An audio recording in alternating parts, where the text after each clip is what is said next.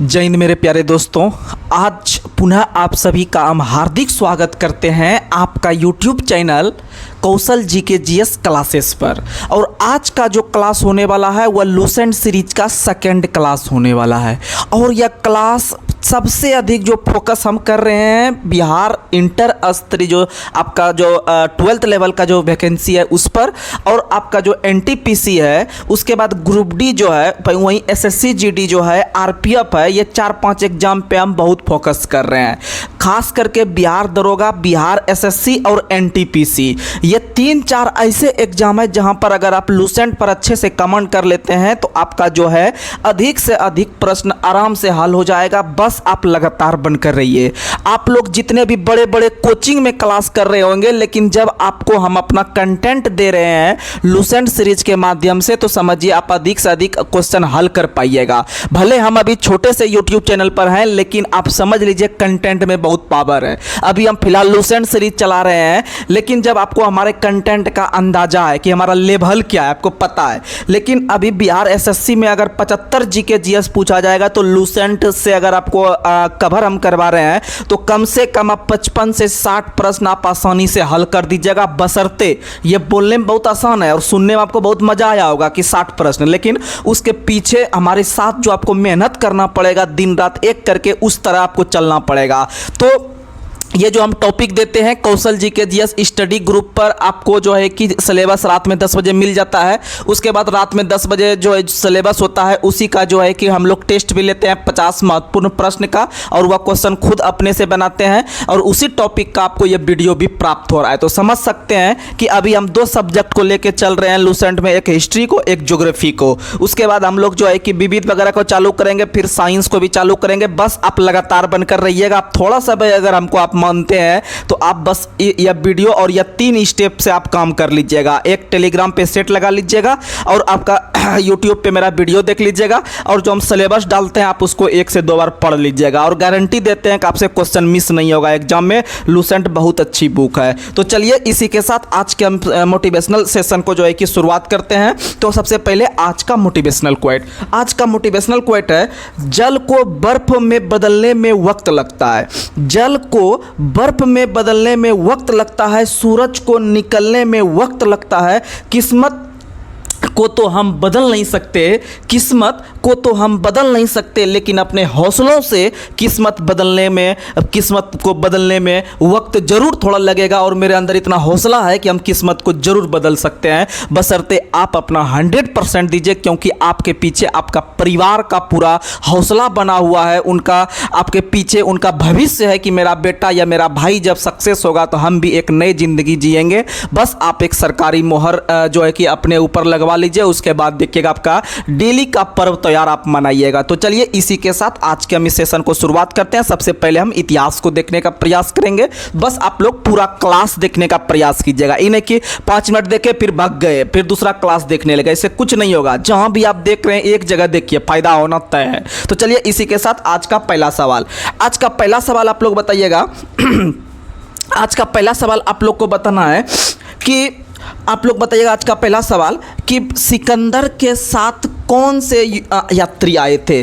तो याद रखिएगा, सिकंदर के साथ आने वाले जो है कि 2-3 इतिहासकार थे। सिकंदर के साथ आने वाले 2-3 इतिहासकार थे। तो आपको कम से कम 3 व्यक्ति का नाम याद रखना है जो सिकंदर के साथ आए थे। तो याद रखिएगा, ओआके आ फेरू, ओआके आ, फारसी का फिर से नौरसी का नी। एक बार फिर से, सिकंदर के साथ आने वाले 3 इतिहासकार थे भारत। उसमें से पहला का नाम होगा ओआके आ, फिर दूसरा का भी नाम होगा ओआके आ, और तीसरा का नाम होगा नौहर्षि का नी, यानी आ नी, आ नी, यानी आ से हो जाएगा आने सिक्रेटस, फिर आ से हो जाएगा आरस्टियोबुलस, और नी से हो जाएगा सबसे फेमस जो था निर्याकस। कौन था? निर्याकस। आप ये देखिए, बहुत बड़े बड़े क्लास में जो आप फॉलो करते होंगे वहां पर आपको सीधा लिखा दिया जाएगा कि लिख लो निर्याकस जो आया था वह सिकंदर के साथ आया था भारत। लेकिन आपको एग्जाम में क्या क्वेश्चन आ जाएगा या फिर आपको कैसे वहां पर याद रहेगा जो आप एग्जाम में मार दीजिएगा, ये अगर आपके अंदर अगर आपके अंदर स्टेमिना अगर डेवलप हो गया तभी आप एग्जाम पास कर सकते हैं। इसे तो सब चीज़ आपके किताब में लिखा हुआ है, लेकिन मेरा मकसद है आपके माइंड में बात को फिक्स करना। तो आ नी ये किसके काल में? तो याद रखिएगा सिकंदर के काल में। और सिकंदर को हम लोग अलेक्जेंडर के नाम से भी जानते हैं, आप लोग को पता है। अगला सवाल आप लोग को बताना है। अगला सवाल बताइएगा कि मेगास्थनीज सेल्यूकस निकेटर का राजदूत था जो किसके काल में भारत आया था? तो आप लोग को बता दे कि मेगास्थनीज जो था वह आपका जो था वह सेल्यूकस निकेटर के राजदूत के रूप में भारत आया था, लेकिन वह किसके शासनकाल में भारत आया था? यानी उस समय भारत में किसका शासन हुआ करता था? तो जानते हैं अक्सर बच्चा इसको रट लेता है, लेकिन रट के एग्जाम में आप कंफ्यूज कर जाइएगा। वहां पर आपको दो नाम देखने के लिए ऑप्शन में मिलेगा, एक मिलेगा चंद्रगुप्त मौर्य और एक मिलेगा चंद्रगुप्त द्वितीय। और अच्छा बच्चा यहाँ कंफ्यूज करता है कि फाहियान किस में आया था और मेगास्थनीज किस में आया था। तो अभी तुरंत हम दोनों का दोनों आपको निपटाने का प्रयास करते हैं, बस आप मेरे साथ बनकर रहिएगा। देखिएगा, जैसे मेगास्थनीज एक नाम बताए आपको जो है कि चंद्रगुप्त मौर्य और एगो चंद्रगुप्त द्वितीय, दोनों अलग अलग व्यक्ति है। तो चंद्रगुप्त मौर्य में देखिएगा म लगा हुआ है। वहीं आपका मेगास्थनीज का नाम जो शुरू होता है म से, यानी मेगास्थनीज जो आया था वह चंद्रगुप्त मौर्य के काल में। अब आप यहाँ पर दुर्त नहीं मार सकते हैं, ठीक है। वहीं अगर आपको बात करते हैं फाहियान, हम लोग नहीं कहते हैं कि मुंह को जो है कि हा फारो यानी फ से फाहियान, और हा जो फाड़ते हैं ये दो तरीका से जो है कि मुंह फराता है, यानी दो तरह से मुंह फराता है। यानी एगो ये नीचे आ जाता है, एगो ये ऊपर चल जाता है। तो जिस नाम के लास्ट में दुर्त लगा रहेगा वो फाहियान याद रखिएगा। फाहियान चंद्रगुप्त दुर्त हो जाएगा। और म से मेगास्थनीज, म से मौर्य, आप एक ठो भी याद रखिएगा, काम हो जाएगा। मेगास्थनीज सेल्यूकस निकेटर का राजदूत था जो चंद्रगुप्त मौर्य के काल में आया था। और मेगास्थनीज के द्वारा लिखा गया पुस्तक का नाम बहुत फेमस है, याद रखिएगा, इंडिका। क्या नाम? इंडिका पुस्तक के लेखक कौन है? तो याद रखिएगा मेगास्थनीज है, जो बहुत ही फेमस है। और यह मेगास्थनीज जो है यह मौर्ययुगीन समाज के बारे में हमको जानकारी प्राप्त करवाता है। आगे बढ़ते हैं। अगला क्वेश्चन आप लोग को बताना है कि भारत का भूगोल नामक पुस्तक के लेखक कौन है? टॉलमी। भारत का भूगोल पुस्तक के लेखक कौन है? टॉलमी है।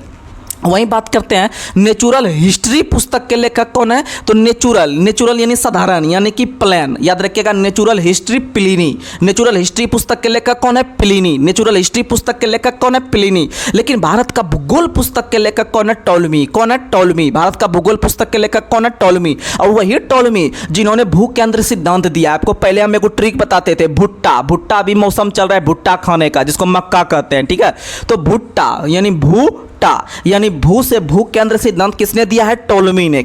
टॉलमी। और वहीं पर एगो बताए थे सूर्य केंद्र सिद्धांत, इसके लिए ट्रिक बताए थे सुका यानी सूर्य केंद्र सिद्धांत। का से कॉपरनिकस यानी दो चीज, भू केंद्र सिद्धांत यानी भुट्टा यानी टॉलमी, भू केंद्र टॉलमी। और सुका यानी सूर्य केंद्र सिद्धांत किसने दिया है? कॉपरनिकस। किसने दिया है? कॉपरनिकस। और एक क्वेश्चन बहुत फेमस है, अक्सर बिहार से सिम सकता है कि कॉपरनिकस का संबंध किस देश से था? तो याद रखिएगा कॉपरनिकस का संबंध पोलैंड से था। कहां से था? पोलैंड। और यहीं पर एक नाम आता है केपलर का। जब कॉपरनिकस का नाम आता है तो वहां पर नाम केपलर का भी आता है। तो याद रखिएगा वही केपलर जो ग्रहों के गति का नियम दिया है। ग्रहों के गति का नियम पक्की 1600 ईस्वी में केपलर ने दिया था। और केपलर याद रखिएगा इसका संबंध जर्मनी से है। केपलर का संबंध कहां से? जर्मनी से। और याद रखिएगा कॉपरनिकस का संबंध कहां से है? पोलैंड से। कॉपरनिकस का संबंध कहां से है? याद रखिएगा पोलैंड से। और याद रखिएगा कॉपरनिकस ने सौरमंडल का खोज किया है। कॉपरनिकस ने किसका खोज किया है? तो सौरमंडल का। और कब खोज किया था? तो 1540 में खोज किया था, याद रखिएगा। आगे बढ़ते हैं। अगला क्वेश्चन आप लोग को बताना है कि फाहियान एक चीनी यात्री था जो किसके काल में भारत आया था? तो फाहियान यानी कि हा जो फाड़ रहे हैं यानी हा, तो ये दो भाग में बट जाता है। तो जिस नाम के लास्ट में दुर्त लगा रहेगा आप आंसर मार दीजिएगा फाहियान। और म से मेगास्थनीज, म से मौर्य यानी चंद्रगुप्त मौर्य। ये हो आप ब्रांडेड। जानते हैं आपको काहे इतना जुगाड़ देते हैं इस तरह से कि आप चंद्रगुप्त मौर्य और चंद्रगुप्त द्वितीय में कंफ्यूज कीजिएगा? इसलिए देते हैं क्योंकि हम खुद कंफ्यूज करते हैं, इसीलिए आपको हम बताते हैं। जो ओरिजिनल और अच्छा स्टूडेंट भी कंफ्यूज करता है, जो कि अच्छा एग्जाम में रिजल्ट भी लिया हुआ है, फिर भी कंफ्यूज करता है। तो इसके लिए आपको जुगाड़ देते हैं, क्योंकि एग्जाम हॉल में जानते हैं आपको ज़्यादा कहानी याद नहीं आएगा। आपको कुछ जुगाड़ पानी जो आप माइंड में फिट किए हैं, आप जो प्रैक्टिस किए हैं बार बार, तो जैसे आपको एग्जाम में क्वेश्चन आ जाएगा, आप जो है कि वहाँ पर आप दोनों ऑप्शन में ऊपर नीच कीजिएगा कि क्या होगा, क्या आंसर, ये मारे कि ये मारे, कहीं गलती नहीं हो जाए, दूसरा आदमी मार देगा, हम ही जो है कि नहीं मार पाएंगे, गलती हो जाएगा। तो वहाँ पर आपका ये धैर्य रखिएगा, ये जुगाड़ काम आएगा, इसीलिए आपको बताए। आगे बढ़ते हैं। अगला क्वेश्चन आप लोग को बताना है कि फाहियान जो भारत आया था वो याद रखिएगा किसमें, तो चंद्रगुप्त दूर्त के काल में। लेकिन भारत के किस राज्य का वर्णन किया था, तो मध्य प्रदेश का। किस राज्य का वर्णन फाहियान ने किया था, मध्य प्रदेश का। और याद रखिएगा भारत के अंदर में आकर फाहियान कुल 14 वर्ष तक रहा था। कितना वर्ष तक, कुल 14 वर्ष तक। आगे बढ़ते हैं। संयोगन भारत कब आया था, तो संयोगन भारत 518 ईस्वी में आया था। कब आया था, 518 ईस्वी में। आगे बढ़ते हैं। अगला क्वेश्चन बताना है, ये क्वेश्चन बहुत ब्रांडेड है कि हुएनसांग किसके शासनकाल में भारत आया था। उधर तो मेरा पता चल गया आपका जो है कि फाहियान और मेगास्थनीज पता चल गया, लेकिन अब इसमें हमको जुगाड़ दीजिए, हुएनसांग किस में आएगा, इसमें हम फंस जाएंगे। लेकिन नहीं, फंसना नहीं है। हुआ से हुएनसांग, हुआ से हर्षवर्धन, हुआ से हुएनसांग, हुआ से हर्षवर्धन, हुआ से हुएनसांग, हुआ से हर्षवर्धन। तो याद रखिएगा हुआ से हुएनसांग, हुआ से हर्षवर्धन के काल में भारत आया था। और याद रखिएगा हुएनसांग का जो यात्रा वृत्तांत कहलाता है वह सियूकी कहलाता है। क्या कहलाता है, सियूकी कहलाता है, सियूकी कहलाता है। हुएनसांग का यात्रा वृत्तांत क्या कहलाता है, तो सियूकी कहलाता है।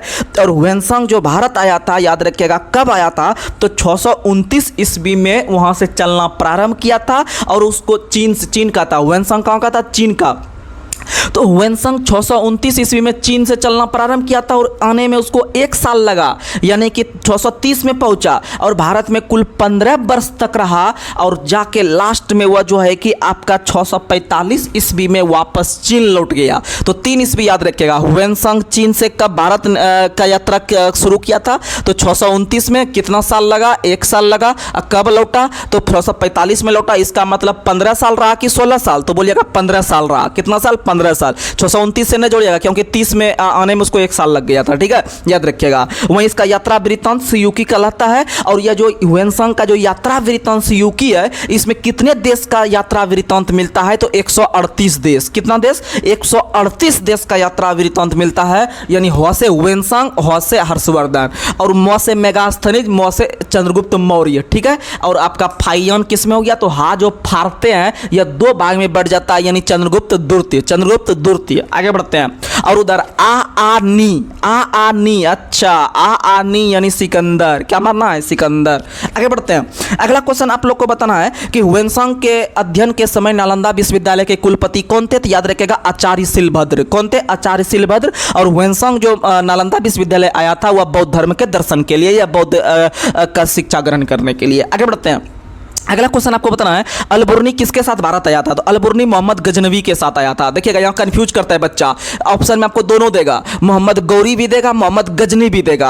अब मामला फंस जाएगा कि भैया अलबुर्नी किसके साथ भारत आया था, तो आप पढ़ के गए हैं, रट के गए हैं मोहम्मद गजनवी, और वहाँ पर आप जाके दोनों ऑप्शन आएगा तो आप कन्फ्यूज कर जाइएगा। और हकीकत में बच्चा कन्फ्यूज करता है। ठीक है, तो मोहम्मद गौरी भी दिखेगा, मोहम्मद गजनी भी दिखेगा, आपका कलम वहाँ रुक जाएगा। अरे यार आप करे क्या, आप सोचने के लिए जो है कि विवश हो जाइएगा। तो याद रखिएगा अलबुर्नी के लास्ट में 9 आ रहा है, मोहम्मद गजनवी जो है उसमें भी 9 आ रहा है, मोहम्मद गजनवी में भी क्या आ रहा है, तो 9 आ रहा है। तो 9 के साथ 9, अलबुर्नी 9 और मोहम्मद गजनवी 9, और गजनवी और गौरी में तो 9 आ नहीं रहा है, मोहम्मद गजनवी में 9 आ रहा है, अलबुर्नी में 9 आ रहा है। तो अलबुर्नी किसके साथ, तो मोहम्मद गजनवी के साथ। राइट, ये होता है जुगाड़।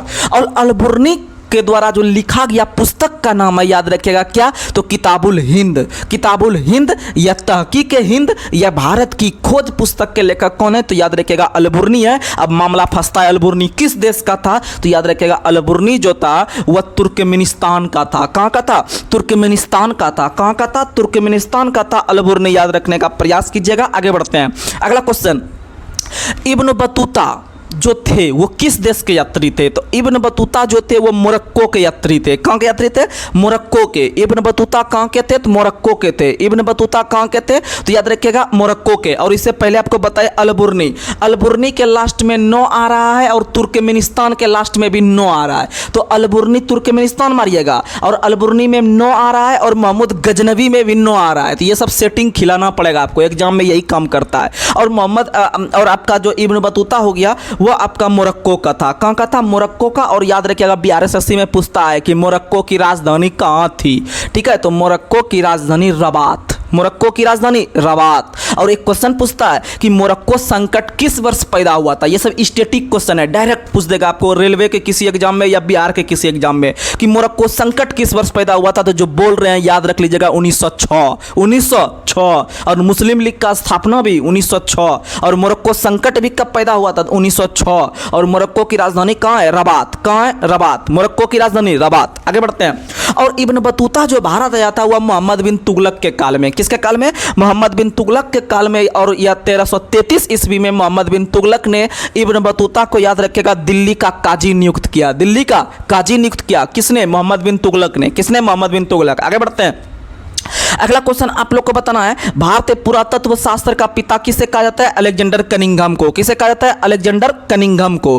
भारतीय पुरातत्व शास्त्र यानी फादर ऑफ इंडियन आर्कियोलॉजी का जो पिता कहा जाता है, याद रखेगा किसको? याद रखेगा अलेक्जेंडर कनिंघम। Alexander Cunningham. आगे बढ़ते हैं। और याद रखिएगा आप लोग एक क्वेश्चन कि अगर आपसे पूछेगा कि अलेक्जेंडर कनिंघम को भारतीय पुरातत्व शास्त्र का पिता कहते हैं, यानी कि पुरातत्व यानी पुराना चीज का जो खोज किया गया उसको आर्कियोलॉजिस्ट कहते हैं। जिसको जो उसका खोज करता है उसको आर्कियोलॉजिस्ट कहते हैं। आगे बढ़ते हैं। अगला क्वेश्चन बताना है कि भारत का सबसे पुराना अभिलेख कौन सा था? बोगाज-गोई अभिलेख। कौन सा?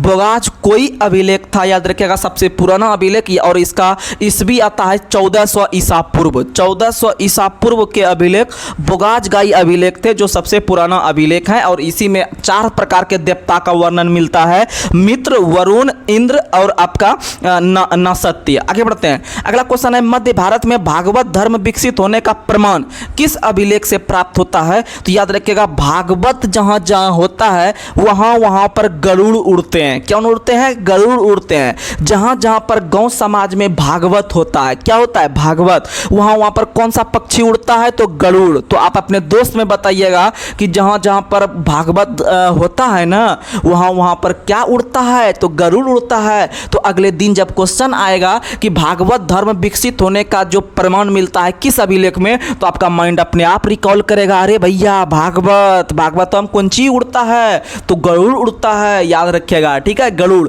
और गरुड़ जो संयुक्त सेनाभ्यास है ये किन 2 देश के बीच है? तो गरुड़ जब लिखते हैं तो लास्ट में अड़वा टाइप का लिखते हैं, ऐसे करके अड़वा टाइप का। और इंडोनेशिया जब लिखते हैं उसमें भी उस टाइप का लिखते हैं। तो गरुड़ संयुक्त सेनाभ्यास भारत इंडोनेशिया। गरुड़ संयुक्त सेनाभ्यास भारत इंडोनेशिया। गरुड़ संयुक्त सेनाभ्यास भारत इंडोनेशिया। और गरुड़ कब उड़ता है? जब कुंची होता है, ऑर्केस्ट्रा की डांस की भागवत। तो बोलिएगा भागवत। क्या होता है? भागवत। आगे बढ़ते हैं। अगला क्वेश्चन आप लोग को बताना है। अगला क्वेश्चन बताइएगा कि सर्वप्रथम भारत पर होने वाला हुन आक्रमण की जानकारी कौन अभिलेख से? हुन आक्रमण आप लोग को हम जुगाड़ देते हैं। जैसे आपको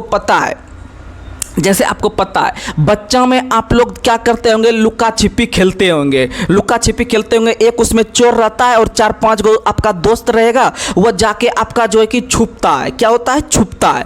अब जैसे आपका पहले आंख बंद किया जाता है या फिर आप पीछे भेज देता है थोड़ा दूर तक, वहां से जाओ तब घूर के आना, तब हम लोग को ढूंढना किधर किधर हम छुपेंगे। और जिसको पहले हम छुएंगे ना, या पहले की लास्ट होता है, जो जिसको सबसे पहले वाला को हम छुएंगे तो वही बाद में जाके चोर देगा। ठीक है, तो आप लोग समझिएगा कि आप जब छुपते होंगे जाके, तो आप खुला स्थान पे छुपते होंगे कि भीतर वाला स्थान पे? तो आप भीतर वाला स्थान पे, यानी मान लीजिए कोई पेड़ है उसके बगल में छिप गए, कोई झाड़ी है उसके बगल में छिप गए, या फिर घर द्वार सब है तो वहां पर जो है कि कोठी वगैरह होता है उसके नीचे छिप जाते हैं, या खटिया या पलंग वगैरह होता है तो उसके नीचे जाके छिप देते हैं। उसके बाद क्या करते हैं, यानी आप छिप जो रहे हैं आप भीतर में जाके छिप रहे हैं और आप लोग कुछ भी नहीं बोलते हैं, चुपचाप, यानी हूं हां भी नहीं करते हैं। यानी हुन या फिर हुन आक्रमण आप नहीं कर रहे हैं भीतर में छुपकर। यानी हुन आक्रमण की जानकारी कहां से? तो भीतरी से। हुन आक्रमण कहां से? तो भीतरी से।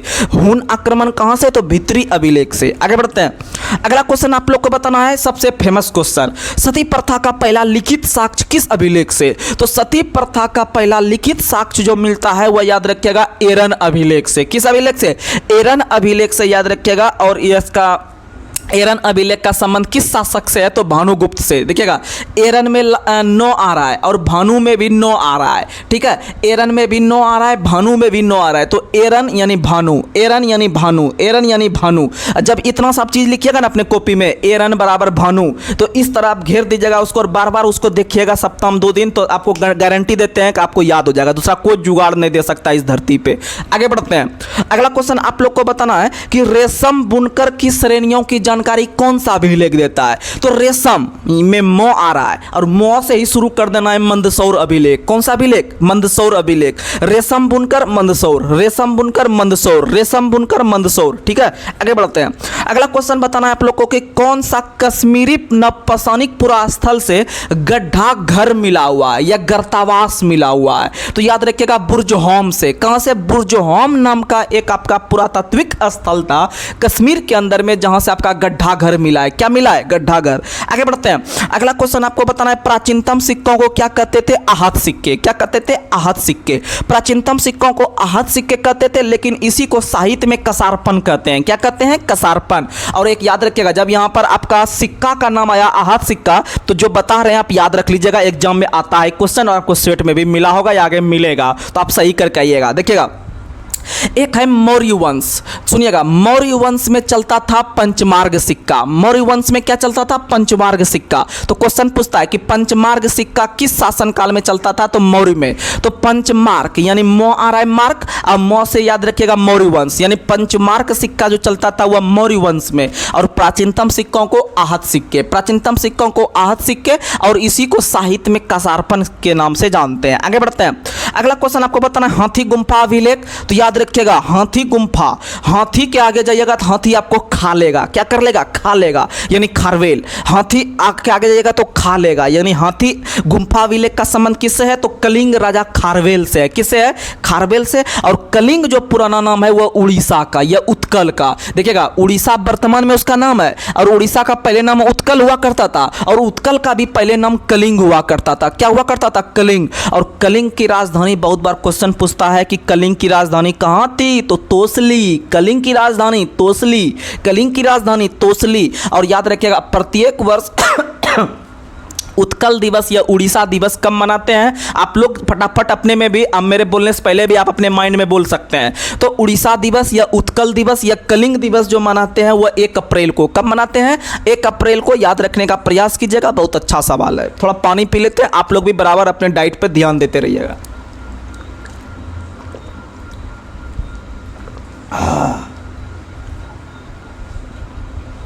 आगे अगला सवाल आप लोग को बताना है कि जूनागढ़ अभिलेख का संबंध किससे है? तो जूनागढ़ अभिलेख का संबंध रुद्रदामन से है। जूनागढ़ अभिलेख का संबंध किससे है? रुद्रदामन से। और गिरनार अभिलेख का संबंध भी किससे है? तो रुद्रदामन से। जूनागढ़ में 9 आ रहा है, गिरनार में भी 9 आ रहा है, अब बराबर रुद्रदामन में भी 9 आ रहा है, ठीक है, आप याद रखिएगा। आगे बढ़ते हैं। अगला क्वेश्चन, नासिक अभिलेख का संबंध किससे है? तो नासिक 3 अक्षर का, गौतमी भी 3 अक्षर का। तो नासिक अभिलेख का संबंध गौतमी बलश्री से है। वहीं प्रयाग तो सबको पता होगा समुद्रगुप्त से। प्रयाग अभिलेख समुद्रगुप्त। और प्रयाग प्रशस्ति की रचना हरिसेन ने किया है। किसने किया है? हरिसेन ने किया है, याद रखिएगा। आगे बढ़ते हैं। अगला क्वेश्चन, एहोल अभिलेख का संबंध किससे है? तो एहोल अभिलेख का संबंध जो है वह पुलकेशिन दूत से है। एहोल अभिलेख का संबंध किससे है? पुलकेशिन दूत। आगे बढ़ते हैं। ग्वालियर अभिलेख का संबंध किससे है? तो याद रखिएगा मध्य प्रदेश का एक शहर ग्वालियर है, ठीक है, ग्वालियर है। और ग्वालियर में ही रानी झांसी का जो है कि वीरगति प्राप्त किए थे, आप लोग को पता है। और याद रखिएगा ग्वालियर में डेली भोज हो रहा है। ग्वालियर में क्या होता है? भोज होता है। ग्वालियर में क्या होता है? भोज होता है। जैसे आपको हम जुगाड़ देते हैं, जो बिहार से संबंध रखते होंगे उनको एक बार माइंड में बात फिट हो जाएगा। जो अभी ये क्वेश्चन कभी भूलिएगा नहीं, ग्वालियर आप कभी गलत करके नहीं आइएगा, राजा भोज मार दीजिएगा आप। सुनिएगा, आपको पता है हम लोग जहाँ पर गाय भैंस बकरी वगैरह रखते हैं उसको हम लोग गुहाल बोलते हैं। क्या बोलते हैं? गुहाल बोलते हैं। बोलते होंगे जहाँ हम लोग का संबंध जहाँ से है बिहार से, हम लोग बोलते हैं गुहाल उसको।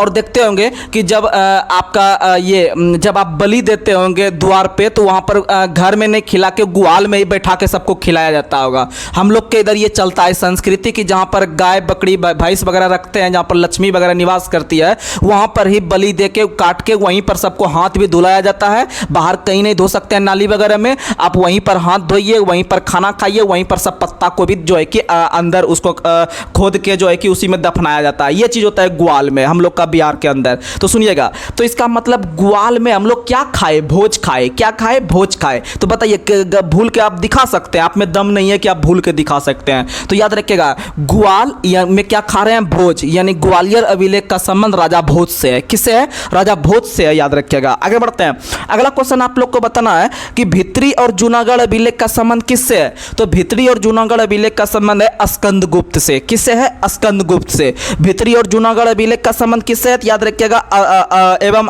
स्कंदगुप्त से। और जैसे हम भित्री का नाम लिए तो आप भीतर में जो नुका छुपी खेल रहे थे, आप हूं करते थे कि नहीं करते थे, नहीं करते थे। कहां में, तो भीतर में। तो भित्री अभिलेख का संबंध है। अब भित्री अभिलेख में पहली बार हमको हून की जानकारी मिलती है। किसकी जानकारी, हून की जानकारी मिलती है। और रेशम में लास्ट में मौ आ रहा है, और मौ से ही शुरू कर देना है मंदसौर अभिलेख। क्या कर देना है, मंदसौर अभिलेख। और हाथी के आगे जाइएगा तो आपको क्या कर लेगा, खा लेगा, यानी हाथी गुम्फा अभिलेख, याद रखिएगा खारवेल। आगे बढ़ते हैं, अभिलेख का अध्ययन क्या कहलाता है, याद रखिएगा इपिग्राफी। अभिलेख का अध्ययन इपिग्राफी। और एक और अभिलेख बताते हैं, आप लोग जो बंगाल से संबंध रखते होंगे उस एरिया से, तो आपको पता होगा बंगाल में इस तरह का नाम बहुत चलता है, लिट्टी पाड़ा, कचड़ा पाड़ा, देव पाड़ा, फलना पाड़ा, चिल्ला पाड़ा, ये सब आपको बंगाल में देखने के लिए मिलता है, पाड़ा फाड़ा करके। तो इसका मतलब याद रखिएगा कि देव पाड़ा अभिलेख का संबंध ब से बंगाल में देखने के लिए मिलता है। और बंगाल शासक विजय सेन, बंगाल शासक विजय सेन,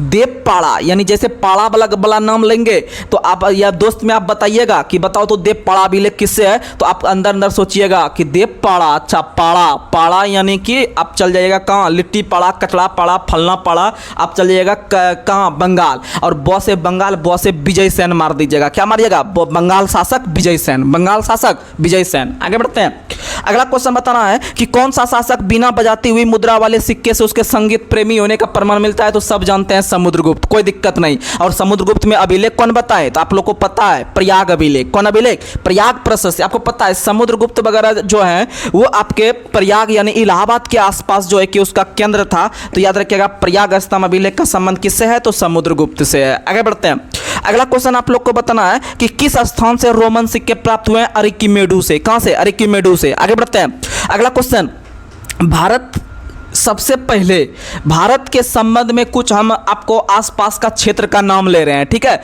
और उसको पहले दूसरे नाम से जानते थे, अभी उसको कुछ अलग नाम से जानते हैं, पहले उसको कुछ दूसरे नाम से जानते थे। और यह सब क्वेश्चन अक्सर बिहार एसएससी में देखने के लिए मिलता है, क्योंकि जो भी छात्र बिहार सीजीएल का एग्जाम दिए होंगे, इस बार सीजीएल थर्ड का जो एग्जाम दिए होंगे उसमें मेंस में ये क्वेश्चन पूछा गया था, ठीक है। और ये समझिए कि इसमें एकदम हूबहू क्वेश्चन छापा जाता है आपको बिहार एसएससी के एग्जाम में, चाहे वो सीजीएल लेवल का हो, चाहे वो इंटर लेवल का हो, चाहे वो बिहार दरोगा हो। लूसेंट बहुत कामयाब बुक है, भले जो है कि बहुत आदमी कह देता है कभी से रिजल्ट नहीं होता है, लेकिन गारंटी के साथ कहते हैं अगर आप करंट अफेयर्स को अच्छा बना लीजिएगा और लूसेंट पे फुल कमांड रखिएगा और प्रीवियस ईयर पे, तो आपको कोई दरोगा बनने से नहीं रोक सकता, यह मेरा गारंटी है। आगे बढ़ते हैं, तो बताइएगा कि भारत के संदर्भ में छोटा छोटा जगह का नाम लेते हैं, जैसे बर्मा हो गया। बर्मा को अभी हम वर्तमान में जो जानते हैं वो सबको पता है कि बर्मा को हम म्यांमार जानते हैं, लेकिन बर्मा को पहले हम लोग स्वर्ण भूमि के नाम से जानते थे। किस नाम से, स्वर्ण भूमि के नाम से।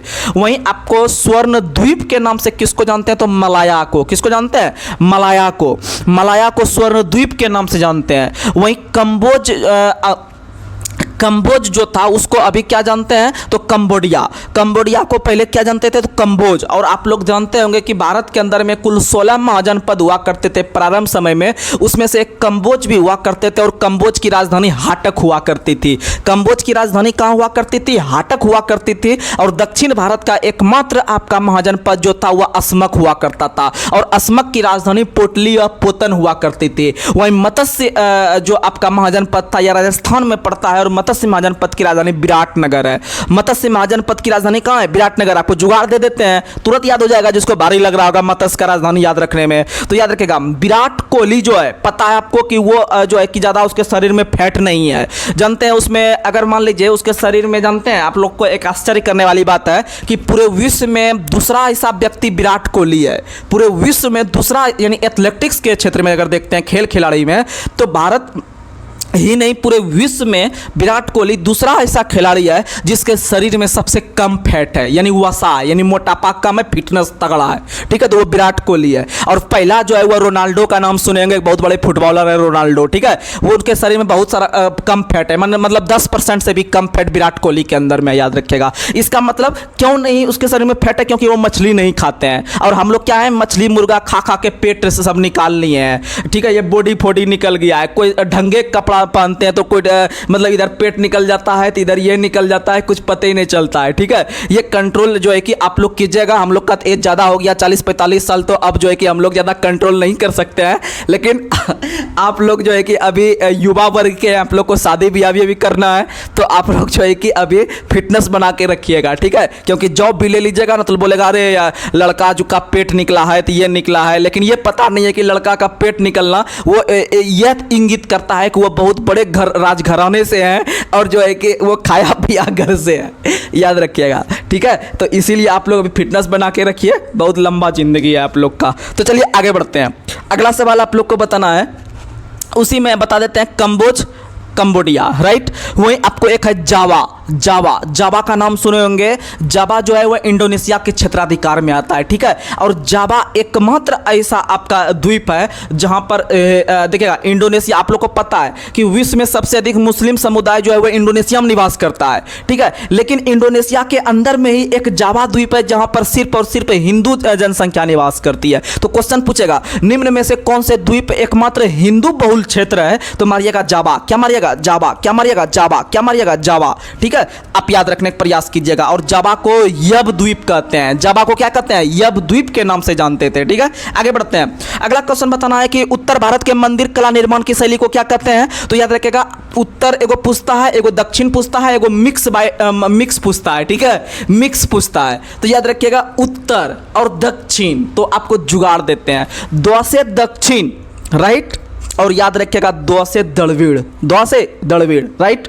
और जब आपका दक्षिण दड़वीड़ ले लिया तो उत्तर नागर लेगा। उत्तर क्या लेगा? नागर। उत्तर क्या लेगा? नागर। और बीच में लेगा बेसर। बीच में क्या लेगा? बेसर। जुगाड़ तो बनिए गया। दक्षिण में दड़वीड़, द्वा से दक्षिण, द्वा से दड़वीड़, और बीच वाला यानी याद रखिएगा क्या हो गया? तो ब से बीच और ब से बेसर। जब ये दोनों काम बन गया तो एक उत्तर वाला बेचारा नागर ले लेगा। क्या ले लेगा? नागर। और भारत के अंदर में मंदिर निर्माण कला की शैली जो कहलाती है वह पंचायतन शब्द है। कौन सा शब्द? पंचायतन शब्द का संबंध मंदिर निर्माण कला शैली से है। और हाल ही में जो आपका अयोध्या का जो राम मंदिर बना है वह नागर शैली में बना है। किस शैली में बना है? नागर, क्योंकि वह उत्तर भारत में स्थित है, राइट। आगे अगला क्वेश्चन आप लोग को बताना है, फटाफट अब क्वेश्चन खींच रहे हैं आप लोग, फटाफट सुनिएगा। अगला क्वेश्चन आप लोग को बताना है कि ज्ञानी मानव यानी होमोसेपियंस का प्रवेश इस धरती पर लगभग कितने वर्ष पूर्व हुआ है? तो याद रखिएगा, 40,000 वर्ष पूर्व। कितना वर्ष पूर्व? तो 40,000 वर्ष पूर्व हुआ है, याद रखिएगा। आगे बढ़ते हैं। अगला क्वेश्चन आप लोग को बताना है, आग का आविष्कार कब हुआ है? तो याद रखिएगा, अगर आपको जुगाड़ देते हैं, 2-3 क्वेश्चन आता है। आग का आविष्कार पूछता है, पहिया का आविष्कार पूछता है, और कृषि का आविष्कार पूछता है। ये 3 क्वेश्चन पूछता है, आपको जुगाड़ देते हैं। जैसे आपको पता है, जब हम लोग बचपन सब में थे, गांव खेत में देखते होंगे कि वो खेती वगैरह जब होता है धान का, तो उसमें हम लोग धान तैयार करके उसको जो है कि हम लोग टाल लगा देते हैं पूरा इस तरह से ऊंचा तक। और उसमें क्या होता है, कभी कभी उसमें कोई बच्चा सब जाके उसमें आग लगा देता है और पूरा जो है कि जल जाता है। इसका मतलब आपको पता है कि अगर कोई घर सब में भी जो पहले जो आपका ये घास फूस का जो मकान बनता था, उसमें अगर थोड़ा सा भी आग लग जाता था पूरा घर जल जाता था। यानी आग लगने पे पूरा घर जलता है।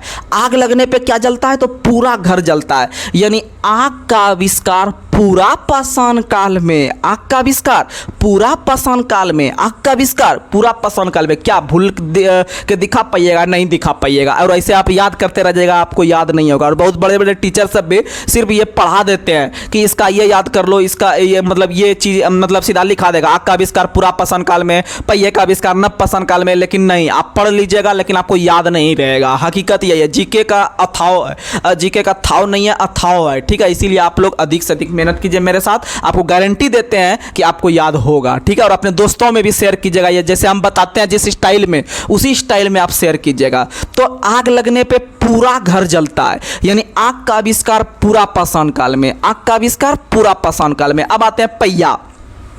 आप लोग देखते होंगे कि जब कोई मतलब पहिया का आविष्कार इसलिए हुआ कि पहिया अगर बन जाएगा तो हम लोग कोई गाड़ी वगैरह बना लेंगे और कोई भी सामान को आराम से एक जगह से दूसरे जगह लोड करके लेके जा सकते हैं।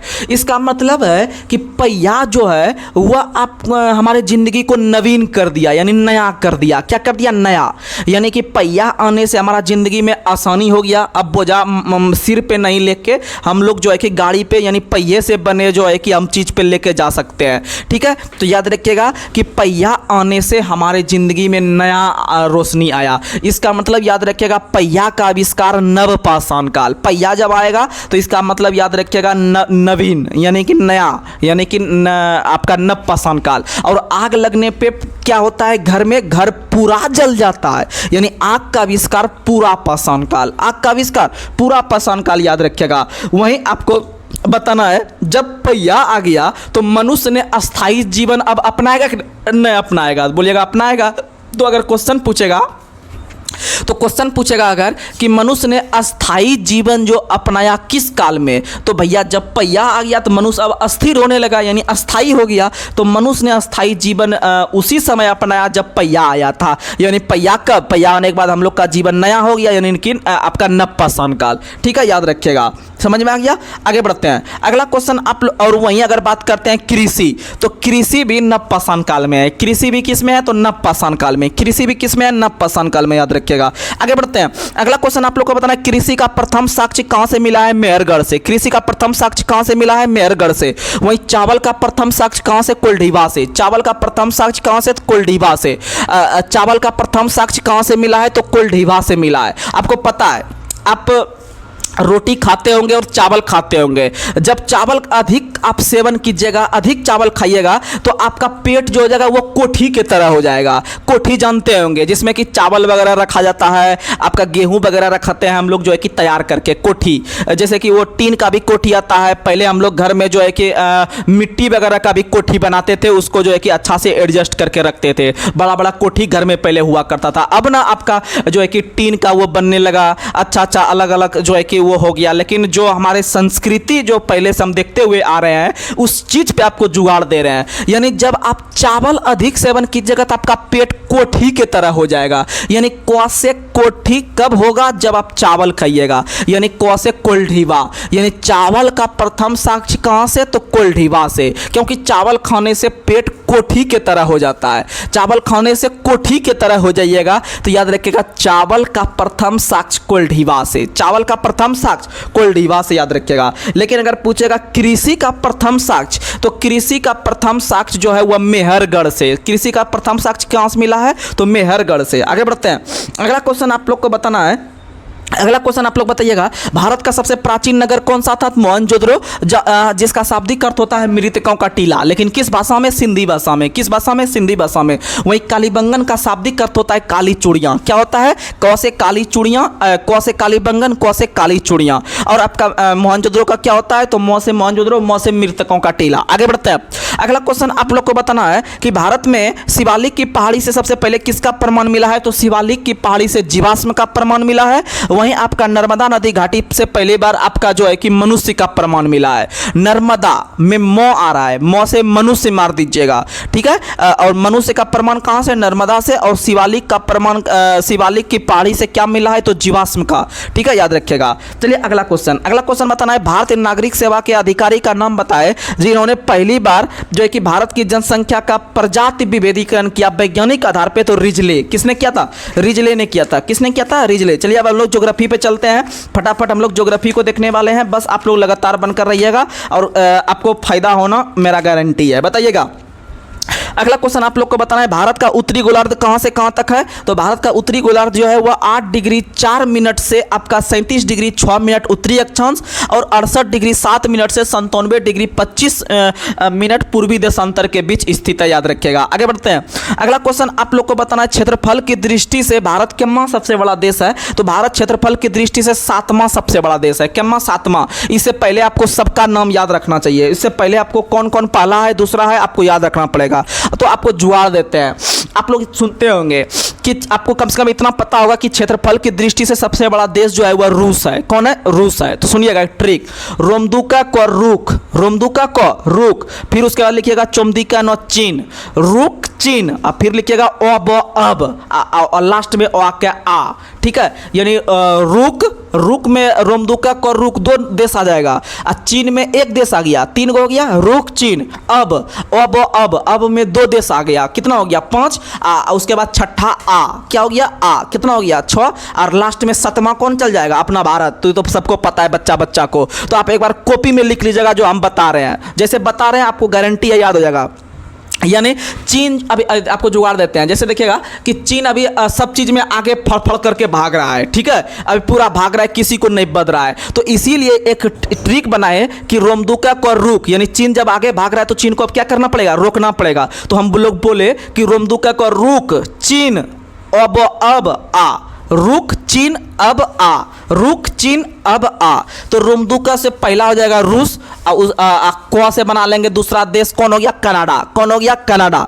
उसके बाद अगर हम बात करते हैं तीसरा कौन हो गया? चीन, अब फिर अब, तो ओ से मारिएगा आपका कौन हो जाएगा? अमेरिका, फिर ब से कौन हो जाएगा? ब्राजील, ब से कौन हो जाएगा? ब्राजील, अब फिर लास्ट में छठा में आ बोले, आ से ऑस्ट्रेलिया होगा, आ से क्या होगा? ऑस्ट्रेलिया, और 7वां कौन सा हो जाएगा? तो 7वां याद रखिएगा अपना देश भारत, और भारत के बाद 8वां सबसे बड़ा देश कौन है? तो अर्जेंटीना है। कौन है? अर्जेंटीना। एक बार फिर से रिकॉल करवाते हैं, रोमदुका को रुक यानी रूस से रूस हो गया, क से कनाडा हो गया, यानी दूसरा सबसे बड़ा देश कौन हो गया? कनाडा, फिर तीसरा स्थान पे कौन हो गया? चीन, फिर चौथा स्थान पे कौन हो गया? तो अमेरिका, फिर 5वां स्थान पे कौन हो गया? तो ब्राजील, और छठा स्थान पे कौन हो गया? तो याद रखिएगा ऑस्ट्रेलिया, और 7वां स्थान पे कौन हो गया? तो भारत, 7वां स्थान कौन हो गया? भारत, 8वां स्थान कौन हो गया? तो अर्जेंटीना, कौन हो गया? अर्जेंटीना, और अर्जेंटीना की राजधानी ब्यूनस आयर्स, अर्जेंटीना की राजधानी ब्यूनस आयर्स, और किस नदी के किनारे? तो लालपटा नदी के किनारे, किस नदी के किनारे? लालपटा नदी के किनारे। आगे बढ़ते हैं, अगला क्वेश्चन आपको बताना है कि भारत का स्थल सीमा की कुल लंबाई कितना? ये 3 गो यहाँ पर दूरी पूछता है, तीनों फिट रखिएगा नहीं तो कोई जुगाड़ नहीं होगा, ठीक है। तो भारत के स्थल सीमा की कुल लंबाई 15,200 किलोमीटर है, और भारत के मुख्य, जहां मुख्य जुड़ा हुआ आ जाएगा तो आपके माइंड में 6100 किलोमीटर रहना चाहिए, पक्का पक्की 6100। भारत के मुख्य तट की लंबाई 6100 किलोमीटर है, और भारत के आपका स्थल सीमा की लंबाई 15,200 किलोमीटर है, और भारत के मुख्य भूमि के तट भाग की लंबाई, भारत के तट भाग की लंबाई जो है सिर्फ वह 7516.6 है, 7516.6 किलोमीटर। आपको मुख्य से याद रखना है, मुख्य आएगा तो 6100 मारिएगा, मुख्य आएगा तो 6100 मारिएगा, और स्थल सीमा आएगा तो स्थल बहुत ज़्यादा है इंडिया का, इसलिए 15,200 याद रखना है, और एक ठो जो बचेगा वो जुगाड़ बन जाएगा।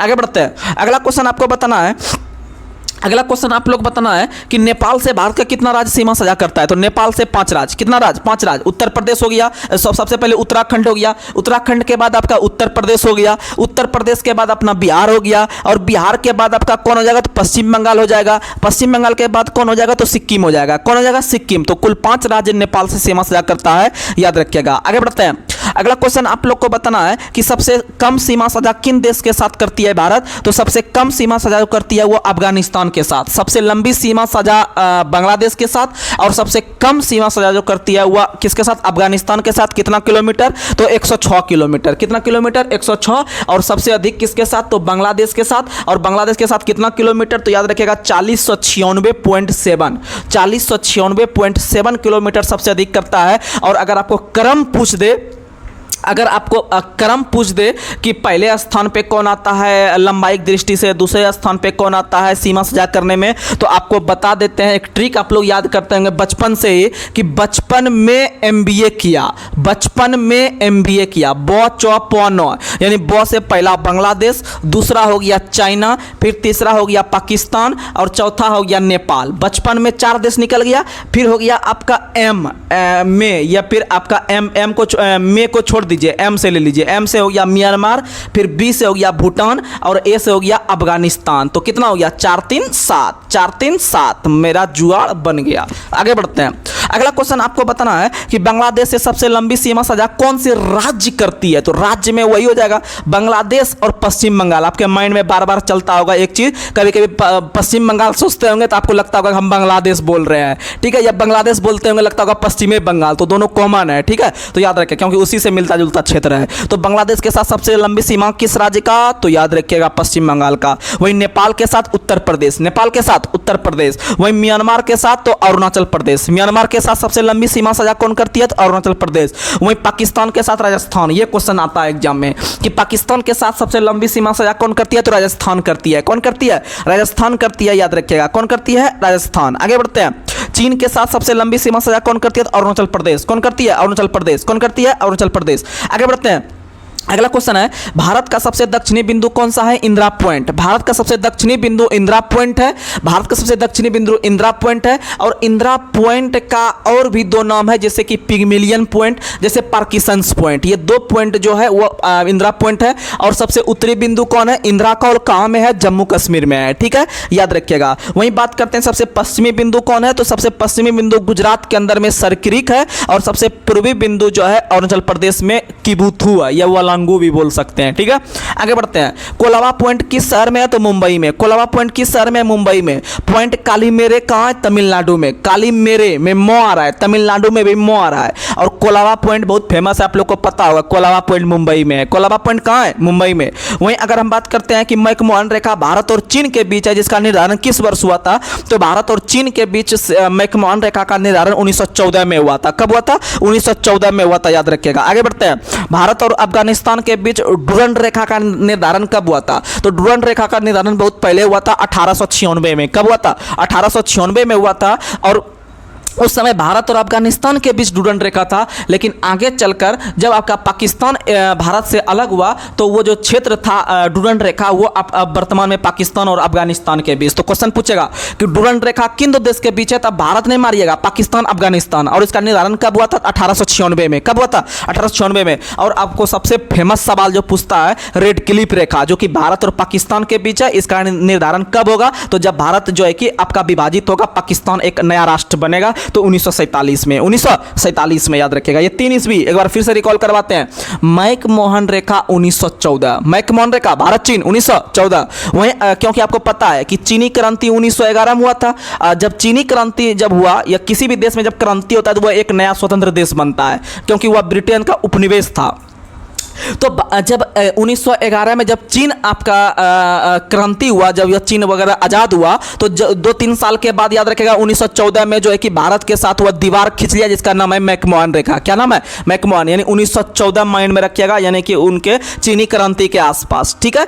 वहीं बात करते हैं आपका 1896 में डुरंड रेखा, वहीं आपका बात करते हैं 1947 में रेड क्लिफ रेखा। आगे बढ़ते हैं, पटकई की पहाड़ियां किन दो देशों के बीच है, तो पटकई की पहाड़ियां भारत और म्यांमार के बीच है। पटकई की पहाड़ियां या पटकई बूम की पहाड़ियां भारत और म्यांमार के बीच है, याद रखिएगा। और पाक जल संधि और मन्नार की खाड़ी किसके किसके बीच है, तो भारत श्रीलंका, भारत श्रीलंका, भारत श्रीलंका।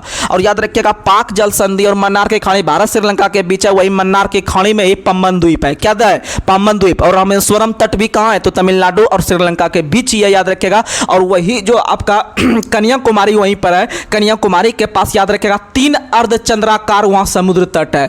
3 अर्धचंद्राकार समुद्र तट भारत में कहाँ पाए जाते हैं, याद रखिएगा, आपका कन्याकुमारी के पास। किसके पास, कन्याकुमारी के पास।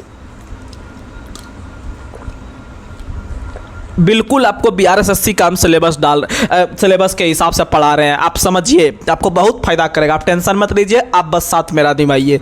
वहीं अगर हम बात करते हैं आपका वो कन्याकुमारी के जब नाम लिए, तो कन्याकुमारी में एक मेमोरियल बहुत फेमस है, Swami Vivekananda rock memorial. Swami Vivekananda rock memorial किस शहर में है, तो कन्याकुमारी में है। कहाँ में है, कन्याकुमारी।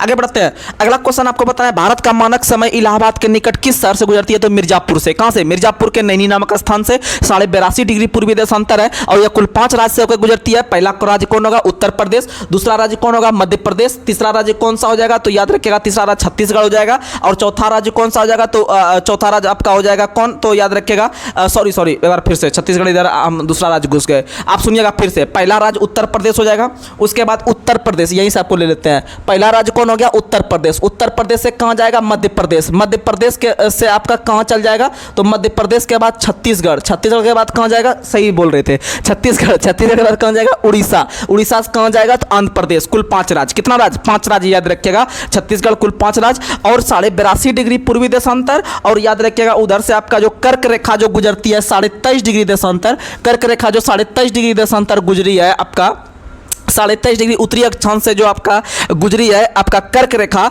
ये एक दूसरे को याद रखेगा कहाँ में काटती है, तो छत्तीसगढ़ में काटती है। कहाँ में काटती है आपका, याद रखेगा छत्तीसगढ़ में काटती है। और छत्तीसगढ़ के किस जिले में, तो याद रखेगा छत्तीसगढ़ का एक जिला है सूरजपुर जिला। कौन सा जिला, सूरजपुर जिला में 82.5 डिग्री पूर्वी देशांतर और आपका 23.5 डिग्री उत्तरी अक्षांश या नॉर्थ वाला आपका काटता है, याद रखेगा छत्तीसगढ़ के सूरजपुर जिला में। आगे बढ़ते हैं। अगला क्वेश्चन आप लोग को बताना है कि काराकोरम दर्रा किस राज्य में है, तो काराकोरम दर्रा जो है जम्मू कश्मीर में है। काराकोरम दर्रा किस राज्य में है, जम्मू कश्मीर में। आपको ट्रिक देते हैं, जम्मू कश्मीर में 5-6 दर्रा है जो एग्जाम में आता है, याद रखेगा। क्वाक्या, जॉप, काजप, बाबू।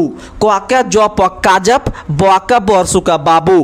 काजप, बाबू यानी का से याद रखिएगा काराकोरम दर्रा, जो से याद रखिएगा जोजिला दर्रा, प से याद रखिएगा पिरपंजाल दर्रा, ब से याद रखिएगा बनियाल दर्रा। और जैसे बनियाल दर्रा का नाम लिए तो आपको याद आ जाना चाहिए क्या, जवाहर सुरंग। क्या याद आना चाहिए, जवाहर सुरंग। किस दर्रा में, बनियाल दर्रा में। और लास्ट में बू से याद रखिएगा बुर्जिल दर्रा। कौन सा दर्रा, बुर्जिल दर्रा। ये 5 दर्रा कहाँ में है, तो जम्मू कश्मीर। कहाँ है, जम्मू कश्मीर। वहीं आपको बात करते हैं उत्तराखंड में 3 गो दर्रा याद रखिएगा आपको। मनाली याद रखना है। क्या याद रखना है, मनाली। ऐसे मनाली शहर जो है वह हिमाचल प्रदेश में है, ठीक है। आप लोग देखते होंगे मनाली, कुल्लू मनाली जाएंगे घूमने के लिए, शादी के बाद हनीमून मनाने के लिए, तो आप लोग याद रखिएगा उसी में से आपको हिमाचल प्रदेश में मनाली ओरिजिनल शहर है, लेकिन उस मनाली को एक ट्रिक के तौर पर याद रखना है उत्तराखंड में। मनाली कहाँ याद रखना है, उत्तराखंड। म से याद रखिएगा माना दर्रा, नौ से याद रखिएगा नीति दर्रा, और लौ से याद रखिएगा आपका क्या, तो लौ से आप लोग याद रखिएगा लिपुलेख दर्रा। ये 3 दर्रा कहाँ हो गया, तो उत्तराखंड। कहाँ हो गया, उत्तराखंड। वहीं अगर हम बात करते हैं अरुणाचल प्रदेश में भी 3 आपका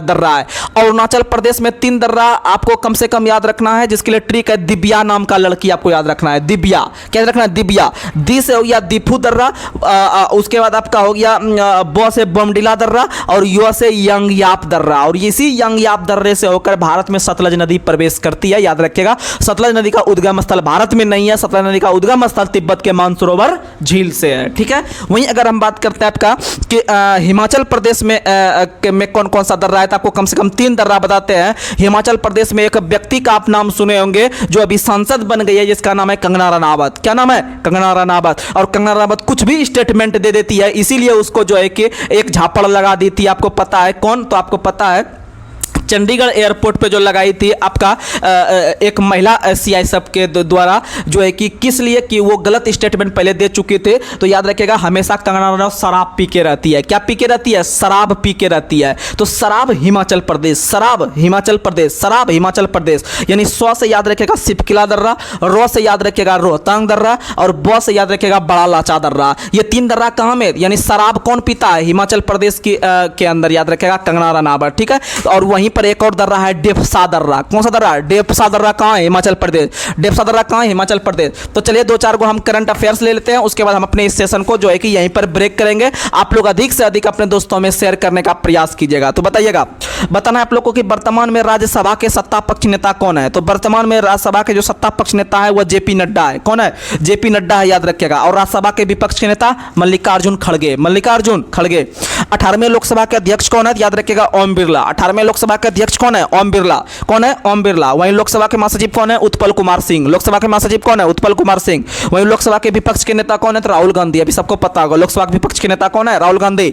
आगे बढ़ते हैं, अगला क्वेश्चन है वर्तमान में मुख्य चुनाव आयुक्त कौन है, राजीव कुमार। कितने नंबर के, 25वें नंबर के। वहीं वर्तमान में भारत के जो 25वें नंबर के हैं वो आपके आरबीआई के गवर्नर है शक्तिकांत दास, ठीक है।